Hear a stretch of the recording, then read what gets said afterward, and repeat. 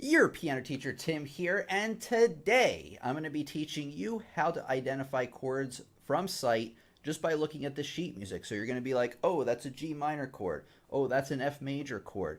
Oh, that's a C, major seventh chord or something like that. All that good stuff. So let's get right onto the lesson. First, you need to know how chords are constructed and the chord spellings for each chord. What I mean by that are the 3 or 4 notes that make up each chord. You got to have them learned and memorized. Let me point you to a web resource in case you don't have them learned already. Okay, this is pianokeyboardguide.com. Here you go. You can look at like how to build the chords, but down here is really what we're looking for. And really what I mean is like a C major chord, you should know right away that that's made up of the notes C, E, or G. It doesn't matter the order in which they appear. It could be E, G, C, G, E, C. So long as it has those 3 notes, it's going to be a C major chord no matter what. So I recommend you go down this list and you really go through and learn your chords. I have a couple of other lessons on the channel about learning chords and mastering them all. One recent that I will put a link for you in the description. But the first thing you want to do is just memorize all these bad boys. Here's a graphic for you if you want to know how they are laid out on the piano. I do recommend also playing them in addition to just learning what they are. Learn at least your major and minor chords and go from there.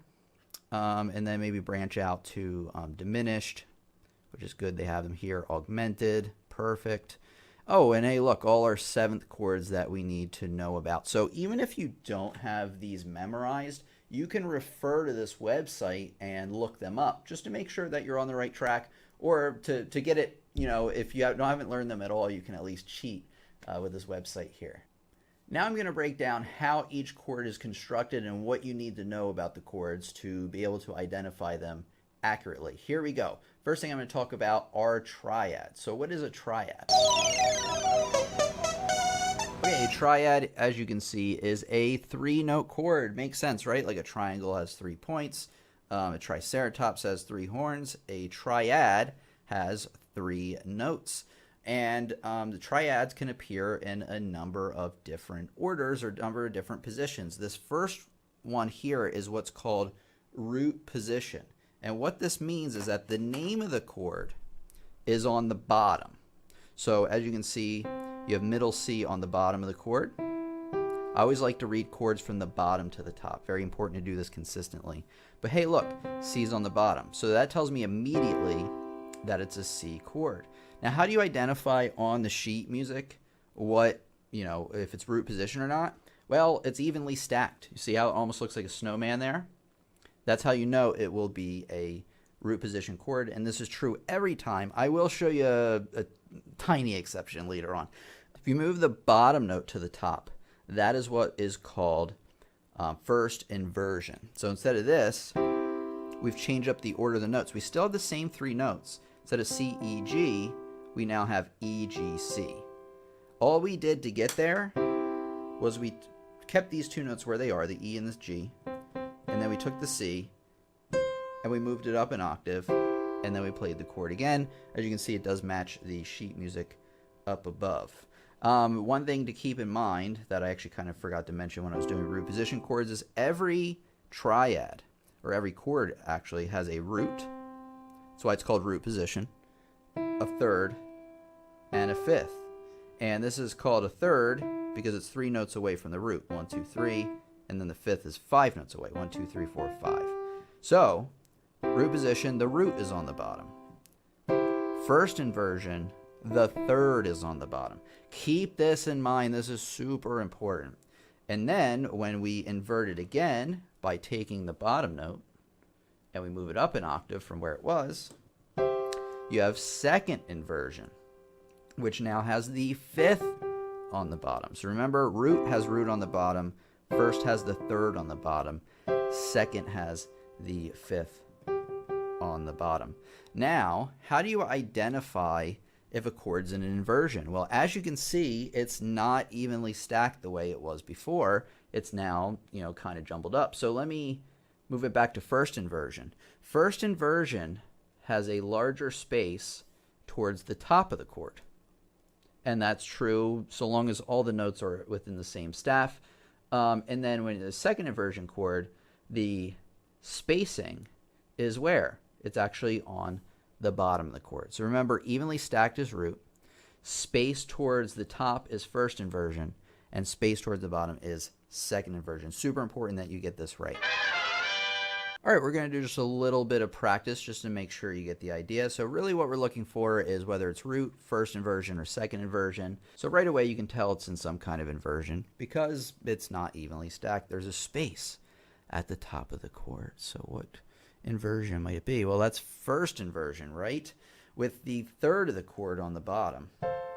So let me play it on the piano here. Now, the other part that we're going to have to figure out is now that we're in first inversion, what chord am I playing? Like, is it going to be an F major, A major, C major? Which of the three notes is it? Well, it can't be A, right? Because we're in an inversion. So think about first inversion, right? We moved from the root position. We moved the root up an octave up here. Therefore, now the root is now at the top of the chord. So you also want to be kind of keeping in mind where that root is, because now I know it's an F major chord. If you get confused, all you got to do is, so you play the chord that's written, you invert it by moving this up an octave, playing it there. Well, that's not root position yet because they need to be evenly stacked. So what you do is you invert it enough times until you're back to root position. As you can see, it's evenly stacked because you have a note, not a note, note, not a note, note, evenly stacked. And that tells you that F is on the bottom, so that's F major. You can also cheat a little bit, go back to that website I told you about. So let me get that up there. Here's that website I was talking about. So you can cheat a little bit, and the three notes we had were F, A, and C. And oh, hey, there is your F major chord. Okay, now what in the world is this thing? Well, it has four notes now. So now our four notes are C, E, G, and B. Now, it's obviously in root position because it doesn't matter whether there are three notes or four notes or even five notes, so long as they are evenly stacked. See how it goes line, line, line, line. It's like a super snowman. He's got an extra part of him. So that's still in root position. That tells me it's some kind of C chord. However, it can't be C major because we have an extra note in there. So what do? Let's look at that website. So before we were looking at the major piano chords, and then we were scrolling down to the minor. So all these are three note chords. Same thing with diminished and augmented. So we had C, E, G, and B. So if you scroll down far enough, you're going to find these things called major seventh chords. And you're going to see we have C, E, G, and B. And hey, that's the exact chord that we had. So this is a C major seventh. Once you learn all your triads, I do recommend you go through and memorize all of these major seventh chords because, you know, it takes just a lot longer to go and look it up on the website as it does to, you know, retrieve it from the ultimate database of all your brain. Okay, just like the other chords, the triads we were talking about, we can invert these bad boys by taking the bottom note and moving it to the top. And now we have this chord is in an inversion. Now, the thing you have to keep in mind is when you have sevenths, especially when you're doing this first inversion, there isn't going to be a gap anywhere in the chord. But you can identify it right away because there's what we call a little cluster there. As you can see, they're right next to each other at the top of the chord. So that will help you identify a first inversion seventh chord. It doesn't matter what type of seventh chord it is, but that's how you will identify it right off the bat. Now, you can have first inversion. You can have second inversion. You can, and by the way, second inversion, you see that little cluster is now in the middle of the chord. So you're always looking in the seventh chords where that cluster is. So we have second inversion. And actually, because we have a seventh chord, we actually have another inversion. Every time you add a note to your chord, you add the possibility or you add another inversion that you can have. So obviously, if you're taking a look at the piano, you have root position, first inversion, second inversion, third inversion. There's no fourth inversion because that actually just takes you back to root position. And as you can see on the staff here, when I bring this up one more time, it just it just evenly stacks it again. The only difference is that now the chord is an octave, the whole chord is an octave above where we started. So the inversions you can look at and identify them just based on where that little cluster is. Okay, music isn't always so kind to us, guys, unfortunately. And I apologize for that, but I have nothing to do with that. And what I mean by that is sometimes, oftentimes, you're not going to have chords written just as chords all in one staff. They're going to be split up between both staves. So how in the world do you figure this out? Well, here's how. Remember back when I was talking about that website just a second ago and 5 minutes before that, 10 minutes before that, that the chord spelling, the 3 or 4 notes that make up the chord, tell you what chord it is. It doesn't matter what order it appears in. It doesn't matter. Although you are going to have to figure out what inversion they are, and I'll tell you about that in a second. So let's take a look at the notes that we have here. We have a C on the bottom, followed by a G, followed by an E and a C up top. So we do have 4 notes, but the first thing I want to tell you is if any of the notes are doubled, drop the highest one out. So see how we have 2 C's on the outside here? So drop out that C up top. So now we have the notes C, G, and E. Well, gee, doesn't that sound familiar? It should sound like the C major chord we were looking up on that website, since that was made of the notes C, E, and G in root position. So we have C, G, and E. Now, we know that it's a C major chord of some kind, because we got the 3 notes. Like I said, it doesn't matter what order they appear in. That's what we got. Now we have to figure out what inversion it is in. Well, the inversion that it's in, if it is split up, well, whether it's on one staff or split up between both, all depends on what note is in the bass, meaning what note is all the way in the bottom of the chord. In this case, we have C. Now, in a C major chord, was C the root, the 3rd, or the 5th? Well, it has to be the root, right? Because it's called a C chord. So we have C there. So therefore, this is a C major chord, even with the C doubled up here, in root position. Now you may be thinking, well, isn't it a problem that there's not, the 3rd is up here and not down there? Does that change the inversion? Nope. It all depends on what note's at the bottom. Get that through your head, because if you start thinking otherwise, it will confuse you. So it all depends on what note's at the bottom. Okay, here we have another example. We have 4 notes once again, so it could be a 7th chord. It could be another triad with a note doubled. So let's check it out. So you got B and G on the bottom, D and G up top. That sounds pretty major to me when we play it, but we'll check. So, are there any notes doubled? Well, yeah. We got 2 G's in the chord. Therefore, drop the highest one out when you're figuring these out. I mean, when you're playing them, you want to add it in, but when you're figuring them out, just drop that top one out that's doubled. And let's see what 3 notes we have. We have B, G, and D. I'm not going to go to the website because I do have these memorized already. So if a chord has a B, a G, and a D in it, oh, that's a G major chord. So we know we have a G major chord now. We got that figured out. Now we got to figure out what inversion it could possibly be.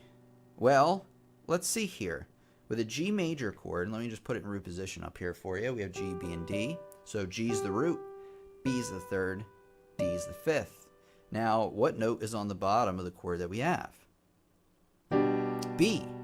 That's the 3rd. Therefore, like I said earlier, it's really important that you remember which note's on the bottom. Therefore, we are in a first inversion G major chord. Now, does the position of these notes really matter? No, they don't. So we got a G major chord in first inversion. Doesn't matter what order those are in. It all matters what note's on the bottom there. Okay, here I have another example for you. Our notes are, you got C and F on the bottom, and then you have E flat, A, C at the top. Let me get this out of here as well. Okay, now we actually have 5 notes written. So likely, because I haven't really taught you about any 5-note chords, we probably have a doubled note. So let's take a look here. We have C, F, and then E flat, A, C. Oh, our C's are doubled. So let's drop out that top one. You can just kind of ignore it for now. Play the chord again. Let's see what we got now. So our notes are C, F, E flat, A. Now hopefully you're really good at your chords, you got it memorized, but if you don't, you're going to have to go down the list and find the 7th chord, because we have 4 individual notes. You find the 7th chord that has those 4 notes. So let's take a look at the website and see what chord it could be. Okay, I did all the work for you. You scroll down and hey, we got the 4 notes that fit: F, A, C, E flat. Now, if it takes you a long time to find these at first, don't worry. You will get better at them, but like I said, make sure you get it memorized at some point, and then they will be super fast. Like I just have these all in my mind already, but you can tell it's an F dominant 7th chord. Now, the second phase to this is we need to figure out what inversion it might be in. Quiz time! What determines what inversion the chord is in? Think about it. It is whatever note is at the very bottom or the base of the chord. In terms of the inversions, these don't really matter. This one does. So you have C here. Now, here's our F dominant 7th chord, and these are all listed in root position, luckily. So we know that F's on the bottom, and that's the bass, or the root, rather. So F is the root, A is the 3rd, C is the 5th, E flat is the 7th. We call that because it's 7 notes away. So let's take a look at the order of the chord that we have. We have C on the bottom. So F, A, C, well, hey, that's the 5th. Therefore, we have to be in a 2nd inversion, because if the 5th's on the bottom, 2nd inversion, F dominant 7th chord. So if these are a little bit too much for you to handle, these 7th chords, don't worry, just practice your triads for a while. And go through the sheet music that you're playing. You're going to see them both written the first way I showed you, where they're nicely stacked on one another, and then you're going to see them other ways where you're going to have to kind of do a little work to figure them out like we did. Let's just take a quick look at a real life example so I can kind of put this all together for you and we can put it to real practice. Okay, this is a Chopin prelude, a good real life example. Now let's take a look at the notes that we have here in the first measure and see if we can figure out what chord is being played. So with your left hand, we're just looking at the very first notes that we're playing in the piece. Don't ignore the rest for now. So you got B on the bottom, and then you got D, F sharp, B up top. Judging from the sound, it sounds minor to me, but we're going to check. Okay, now what do we have to do? We have to figure out of the notes that we have. First of all, we have to determine, are there any doubled notes? And the answer is yes. The B is doubled. So drop out that top B, because that'll just make it easier for you. So now we have the notes B, D, and F sharp. One thing that may help you that I didn't mention before is moving the left hand note up closer towards the right hand where it is, and then playing them like that. And actually, luckily, when we do that, now you can look it up on the website if you want, as you should if you don't know your chords. But hey, it's in root position already. So I already know that that B is going to be the root of our chord. I said that it sounded minor earlier, and that does check out. If you check out with the website, it will match B, D, F sharp. So therefore, the first chord we're playing here is a B minor chord. Okay, now we're looking at the first measure of this line.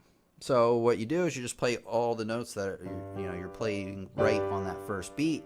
So you got G down here, G, B, D up here. They kind of made it easy for us this time. I'll mention why.